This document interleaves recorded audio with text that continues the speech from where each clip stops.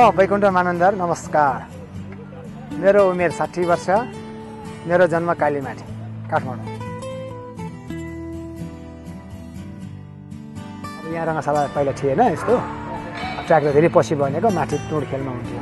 उटिका ब्यापी हामी स्कुलबाट खेल्न आउँथ्यो सानो सानो। अनि त्यसबाट छानी हामी पहिला त आएन पोजिसन।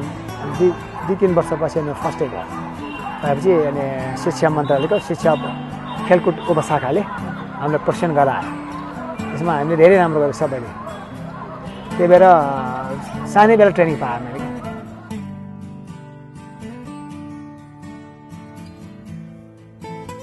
नाइन्टिन 1975 मा हामी भाग लिन गयौँ फिलिपिन्स, कोरिया।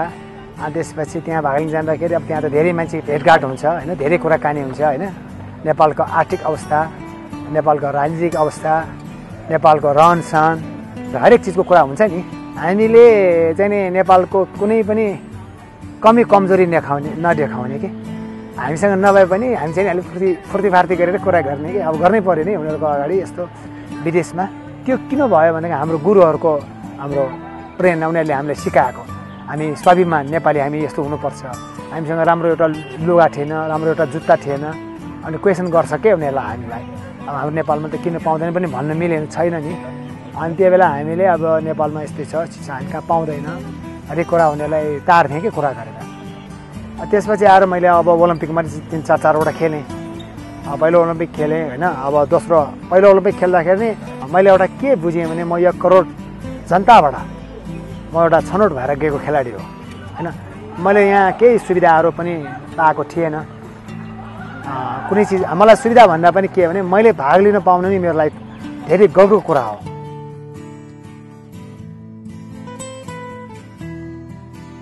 के भन्न चाहन्छु भने हामीले यदि देशले खेलकुदको विकास गर्ने हो भने, ओलम्पिक एसियन गेममा जित्ने भयो भने अहिलेदेखि 12 वर्षदेखि 14 वर्ष केटाहरूलाई छानेर गाउँ गाउँमा गएर उनीहरूलाई यहाँ कुनै पनि होस्टेलमा राखेर उनीहरूलाई पढ्नु पनि पर्यो, पढ्न पनि दिने। उनीहरूलाई एउटा राम्रो चाहिँ मेडल जिताउनको लागि 12 वर्षदेखि 16 वर्षको प्लान बनायो भने मात्रै हामीले मेडलको आशा गर्न सकिन्छ।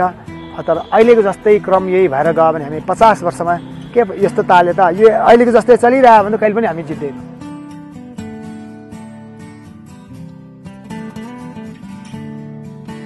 म जति सायद भागीमानी मान्छे सायद होला, मैले राजासँग पनि धेरै दर्शन भेट पाएँ। अगाडि महेन्द्र मान्छेसँग पनि धेरैचोटि भेट मैले दर्शन गर्न पाएँ। अनि त्यस बेला चाहिँ नि मैले एउटा स्काउट स्टार भनेर पाएको थिएँ। स्पोर्ट्सबाट मैले अब त्यो बेला तत्कालीन भनौँ न अब राजाहरूबाट मैले धेरै सम्मान, सायद मैले जति सम्मान पाएको कसैले पनि छैन।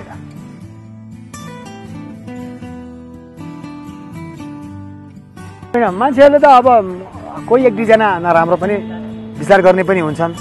तर भए पनि नेपालमा मैले आफूले आशा गरेँ भन्दा बढी मान्छेले मलाई एउटा केही गर्न नसके पनि एउटा प्रेम, सद्भाव होइन, एउटा चाहिँ नि के भने नेपालको एउटा लिजेन्ड भन्ने खेलाडी भनेर एउटा सबैले एउटा मलाई हेर्छ, डिस्काउन्टले हेर्छ, सम्मान पनि पाएको छु। आर्थिक स्रोतमा पाएन होला होइन मैले, तै पनि के भने हरेक क्षेत्रबाट मैले हरेक ठाउँमा पाएको छु। जस्तो नेपालगञ्ज भनौँ सम्मान गरेको छ होइन, पोखरामा सम्मान गरेको छ, त्रिशुलीमा सम्मान गरेको छ। त्यति बोलाएर अरूलाई गर्दैन नि होइन। धेरै ठाउँमा त्यस्तो भनौँ सम्मान पाएँ, त्यो नै ठुलो कुरा हो।